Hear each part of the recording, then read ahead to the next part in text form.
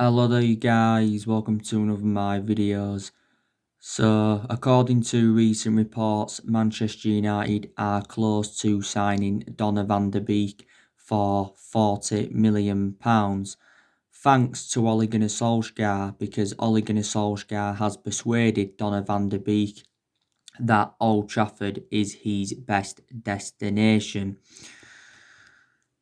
Now, Donny van de Beek was left out of Ajax's squad for their game against Frankfurt recently. He actually refused to play for them. And Donny van de Beek has reportedly told Mark Overmars and he's told Edwin van der Sar that he will be leaving Ajax and he won't be playing for Ajax again. But Erik ten Hag, who I think is the head coach, he said, was it earlier on this year, that it's likely that Donny van de Beek will be leaving Ajax. Also to Edwin van der Sar, did confirm that Donny van de Beek will be allowed to leave, but only for a suitable fee, because he did confirm Man United and Real Madrid's interest. He did actually say earlier on this year that Real Madrid had reached an agreement to get Donny van de Beek for around £47 million. Also, Fabrizio Romano, who's a very reliable Italian journalist and he's close to Man United, he's spoken about, this Donny van de Beek transfer saga, and he's confirmed that Man United have been, in negotiations with his agent by weeks, and he says, that we've been scouting the player for months. So when Fabrizio Romano speaks about it, there's actually a lot of trustworthy in it. So, could Donny van de Beek be our first signing in this summer transfer window? I was recently talking with you about Donny van de Beek because it recently said anyway he wants to make a move to the Premier League, and it said he will turn down a move to Barcelona to come to Manchester United, because he did recently say that Ronald Koeman at Barcelona wanted Donny van de Beek, and it said he was his priority target. Obviously, it says that Tottenham have recently been interested in him. Donny van de Beek is only the age of 23. So very, very young, and he has still got a lot of development in him. Up until this point, he's spent the entirety of his career with Ajax. I think in total he's been at Ajax around 12 years, because he joined Ajax in 2008. He was in their youth setup for around 7 years. And he broke into their senior squad in 2015. Made his debut for Ajax in the Europa League against Celtic. I think he has made over 100 appearances for Ajax, and he has got a contract with Ajax until 2022. And obviously he's predominantly a box-to-box midfielder. He does play as a number 6 for Ajax. Donny van de Beek was key for Ajax getting to the Champions League semi-finals last season. Oh, sorry, it was the season before, wasn't it? Yeah, sorry. And in the 2018-2019 season, Ajax also won the domestic double. I think it did say, though, back in June that we'd actually submitted a £36 million bid for the player. But yeah, £40 million, cheap solution, much cheaper solution than Jack Grealish. Ajax have obviously let quite a few of their players go in recent years. The recent player I think they let go was Hakim Ziyech. He went to Chelsea. They also let Frankie de Jong go to Barcelona, was it last summer? And, Matthijs de Ligt left them to join Juventus. So, that is the breaking news on Donny van de Beek. And there's a few numbers that, he can choose from if he comes in. We could obviously give Donny van de Beek the number 7.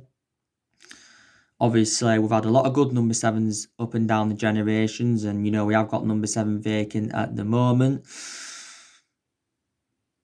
We could offer him the number 11, because we've had 11 vacant for quite a while. I think the last player to play number 11 was actually Anthony Martial.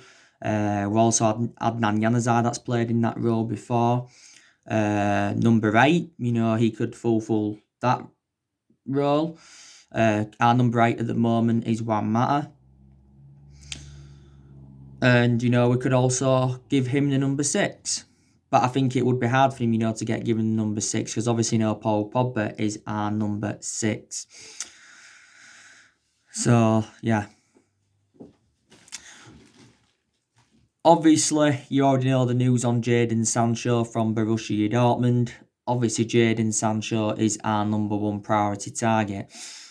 But I think there's a lot of Manchester United fans that are very, very sceptical now that Sancho will be coming to the football club in this summer transfer window. Throughout the course of this Jadon Sancho transfer saga, it's been Borussia Dortmund's asking price that has been the stumbling block, because Dortmund have said that they want around £108 million, and we are not willing to meet that valuation. I think it did recently say that we've abandoned our chase for Sancho until the summer of 2021. We have been looking at a lot of alternatives to him recently because he is much cheaper solutions than him. Now, I'm going to give you the things that Manchester United need to do before the Premier League season starts. And that is obviously solve the transfer issues. And obviously, we have got to make signings, because the summer transfer window has been open now, is it around 5 weeks, and we have not yet made any signings. And Solskjaer's obviously, made it clear that he wants to improve the squad. I think he said at the end of last season he wants Manchester United to make around 3, or is it 4 signings in this summer transfer window. And Solskjaer's already identified the areas in the squad where he does want to strengthen up. Now, Solskjaer is progressing as Manchester United manager, and I don't think it's his fault, with the lack of transfer activity so far. Because obviously Solskjaer's publicly come out and admitted that, Man United have got to spend a substantial amount in this summer transfer window. And like I've said to you recently, Manchester United are losing patience with the board. And obviously there's explanations behind it, because obviously our recruitment policy has been poor for several years. And we've also made mistakes in the last 7 years. And that's one of the main explanations why we've been so inconsistent. Obviously, we've been critical of Woodward and the Glazers for the last 7 years, I think. Woodward's been at Manchester United since 2012, and the Glazers have been at the football club since 2005. So Woodward's been with us around 8 years, and the Glazers have been with us around 15 years. And obviously, Woodward has been in the process of trying to get Manchester United a director of footballing since like the Jose Mourinho era, because it would be beneficial if we could recommend a director of footballing, someone who could come and join Solskjaer's structure, But if we had to get a director of footballing, we need someone who knows the club inside out, someone who's got that experience. And there's been quite a few former Man United players linked to that role and all of that. But we shall see. But I just don't think Solskjaer's been backed enough so far, because obviously Woodward said that he was willing to back Solskjaer in this window, and he said at the first part of last season that Solskjaer's job is safe. When we went through that bad period, when we enjoyed our worst start ever to a Premier League season, the Glazers said, they were also determined to back Ole Gunnar Solskjaer. Obviously, Woodward's obviously sacked 3 managers since he come to Man United. Obviously, he sacked Moyes, Louis van Gaal and Jose Mourinho. We've obviously overpaid for players in recent years. 75 million for Lukaku, 89 million for Pogba, 80 million for Maguire, 52 million for Fred, 40 million pounds for Matic, and we've also been criticised for this. And I think in the last 7 years, we spent close to the £1 billion range on players.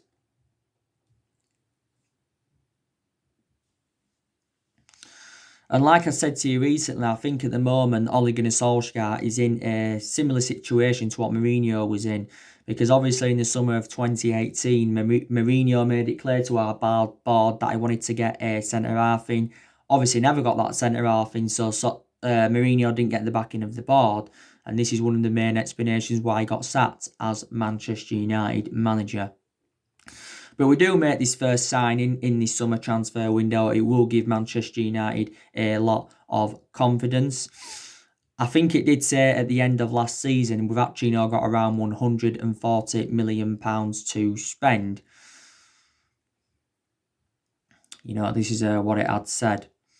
But like I've said to you already, this season is going to be Ole Gunnar Solskjaer's second full season at the club. And like I said, this season is going to be the big test for him, because this season he's going to have bigger expectations to exceed. Our expectations this season will be to challenge for the Premier League title, and another one of our expectations will be to win a major honour, because we've not yet won out in terms of silverware under Solskjaer, and we haven't won a major honour for over 3 years, and that's the first time this has happened in 31 years. I think another one of the things that Manchester United have got to do before the start of the season, and that is to obviously get rid of some players. To be fair, we have got rid of a lot of the deadwood since Ole Gunnar Solskjaer got recommended into the football club, but he is still deadwood now at the club. Obviously, we're looking to get rid of Jesse Lingard. We're also looking to get rid of Andres Pereira. We're also looking to get rid of Chris Smalling, Rojo, Jones, Delors. Some United fans will say we need to get rid of Eric Bailly. Some United fans will say we need to get rid of Victor Lindelof. Obviously, Sergio Romero's open to leaving the football club. But we sell players in this summer transfer window. We will generate money, and it will help us with our rebuilding process. I think another one of the things we've got to do before the start of the season, and that is to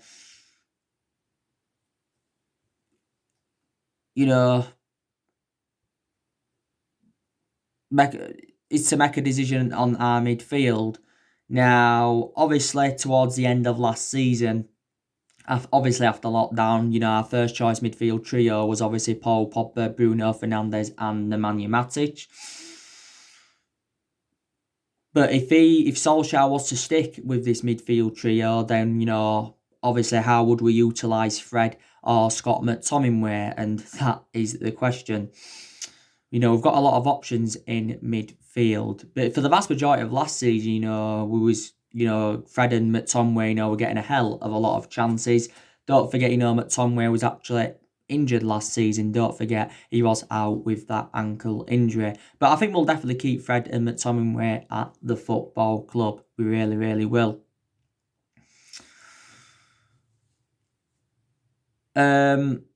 I did say, didn't I, that Solskjaer has got a decision to make on Harry Maguire.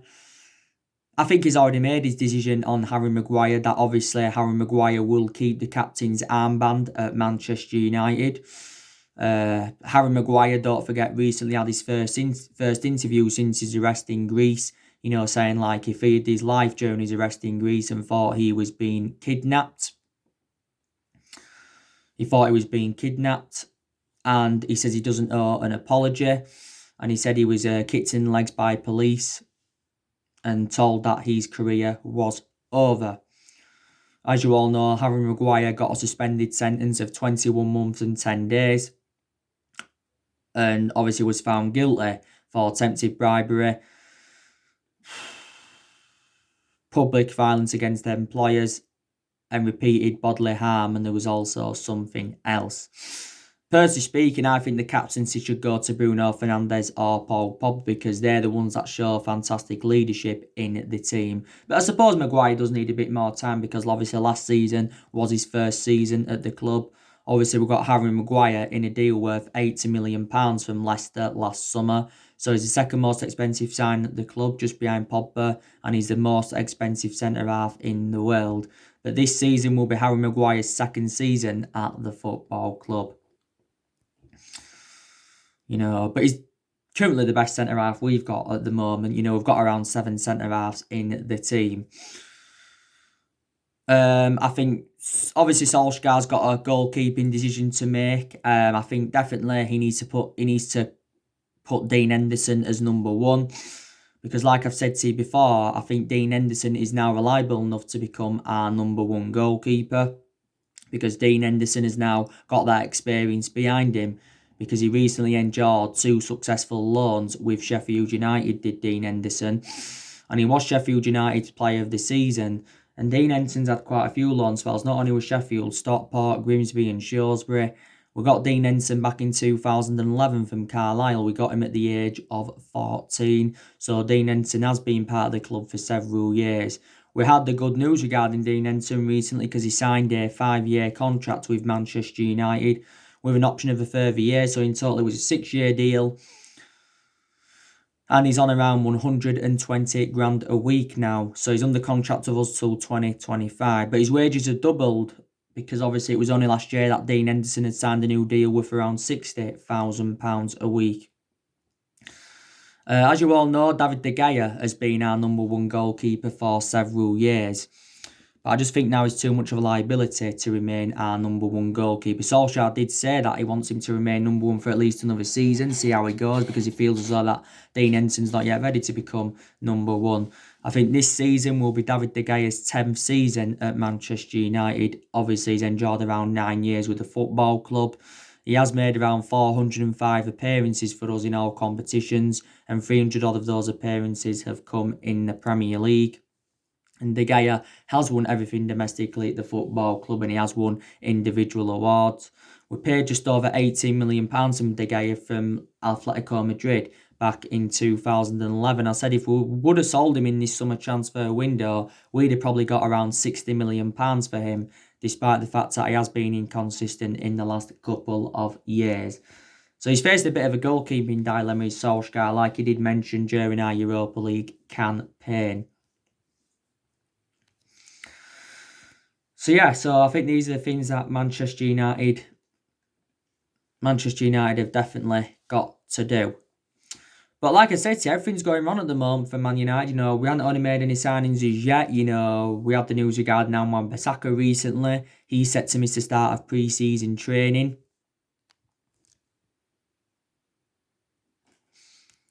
Because he recently travelled to Dubai and he's got a quarantine for 14 days. I think definitely Wan-Bissaka is the foreseeable future for Man United. Last season was his first season at the club.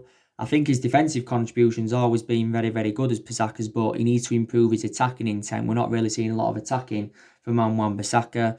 We got Wan-Bissaka in a deal worth £50 million from Crystal Palace last summer. Obviously, you had the news on Paul Pogba recently. He got tested positive for coronavirus. So I hope the best for Pogba and his family. Brandon Williams is obviously injured. Marcus Rashford, he recently got an ankle injury. So now he's a doubt for England's games against Iceland and Denmark. But my element of concern is there's teams that around us that are recruiting very, very well. Obviously, you've got Chelsea. They've signed Ziyech, they've signed Werner, they've signed Chilwell, they've signed Malang Sarr, they've signed Thiago Silva. I heard that they're closing in on Kai Havertz, so Chelsea could be now the shout for this season. You've got Liverpool. I heard they were closing on Thiago recently, and they've also got Tsitsipas from Olympiacos. Manchester City, they got Ferran Torres from Valencia and Nathan Ake from Bournemouth. Tottenham, they just recently signed Doherty, Holberg, and they got Joe Hart on a free. Arsenal, they recently signed Gabriel Magalhaes and Willian on a free. Leeds have also made some good signings. So there's teams around us that are recruiting very, very well. By the way, Arsenal did beat Liverpool in the Community Shield yesterday, ended 1-1. But obviously Arsenal did win the game on penalties.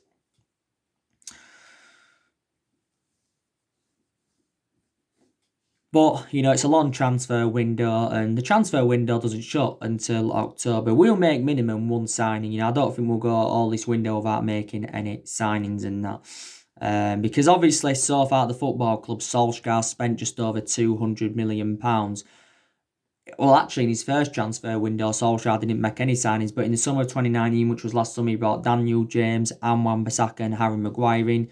And in January, of course, he bought Bruno Fernandes and Odion Igalo in. He obviously brought Odion Igalo on loan. He's also brought a few academy players into the club as well, which is good. It's good that he's bringing more young players in, and we've got a lot of good young players coming through at Man United. We really, really have. But this summer transfer window now is Solskjaer's fourth transfer window as Manchester United manager, and it is his second summer transfer window. But like I said, Solskjaer does need another season. I've always said it because it is a transition period for Man United, and it has been a transition period for a while. Solskjaer's inheriting a squad that is worth 700 odd million pounds. So let's just put that into the equation. But last season was Ole Gunnar Solskjaer's first full season at the club, and to be honest with you, I thought he did very, very well. Exceeded most of his expectations. Obviously, got us qualification for the Champions League. And I did say how important Champions League was for our players, attracting players in for the financial structure. We also finished third, and we also progressed to 3 semi-finals. We got to the FA Cup semi-final, the Europa League semi-final, and the EFL Cup semi-final. But, Solskjaer said that semi-finals are not good enough. But Solskjaer has been at Manchester United now, is it around 20 months? And, like I've said, I've definitely, taken positives from his tenure because I have seen improvements. I think, our recruitment has improved under Solskjaer. He's got rid of a lot of the deadwood. Obviously, he's promoted the youth very, very well at the club. Our approach to a lot of the big games last season were also very, very good. Definitely players have improved under Solskjaer, especially the top players. Martial, Rashford, Fred, McTominay, Luke Shaw, Matic. I think all them players have improved under the Ole Gunnar Solskjaer era. And, we're unbeaten in the league, don't forget, since January. We're unbeaten in our last 14 league games. Don't get me wrong, there's still improvements needed at Man United. I think, Solskjaer needs to improve his decision making. I think there's still certain players that have got to step up to the plate. But I think Solskjaer's learnt a lot at Man United. I think now he knows his best formation. He also knows his strongest 11. Obviously, when he's got a fully fit squad. We haven't got a fully fit squad at the moment because obviously we've got Williams injured, like confirmed. Luke Shaw's, I think, still out with that ankle injury. And Phil Jones and Alex Tuanzebe are obviously, still out. And I think also too, I forgot to mention, the fitness levels have improved at Manchester United. But a lot last season, Solskjaer made a lot of rotation, but that was reflecting on the injuries that we had. Not long now till the season starts. We've got Crystal Palace on the opening day. That's a game that Manchester United should be winning. Won't be easy, but it's a game we should be winning. Obviously Brighton's the next one. That's another game we should be winning. But within our first 7 games, we play Tottenham, Arsenal, Chelsea and Everton. And they're all going to be very, very tough games. But it's very, very imperative that we do have a strong start to the season. It really, really is. But I don't know if Solskjaer's a foreseeable future for Man United. I think this season will tell the story if he's the right manager. I'm hoping we can win a title under Solskjaer. I really, really am. Because, we haven't won the Premier League since 2013. Last time we won it was in Ferguson's last season. But we are the most successful team in Premier League history because obviously we've won 20 titles and 13 of them are Premier Leagues. In the entirety of our history, we have actually won 45 trophies. 38 of them trophies came under Sir Alex Ferguson. We had 20 odd years of success under Ferguson, but Ferguson didn't settle in straight away because he didn't win out in his first 4 years at Manchester United and all of that. I just think it's going to be hard for any manager at Manchester United to replicate Ferguson's legacy or to last as long as Alex Ferguson did. But since his retirement, we have been playing catch-up. Like I said, we have had different managers with different philosophies. We spent 900 odd million pounds on players. We've recruited a good 32, 33 players in since Ferguson's retirement and all of that. But Solskjaer's our 4th permanent manager since the Alex Ferguson era. I think now Solskjaer's got that managerial experience behind him. Man United is the 3rd club in his managerial career because before he was with us, he was with Molde, won a few Norwegian titles there. And before he was with Molde, he was at Cardiff.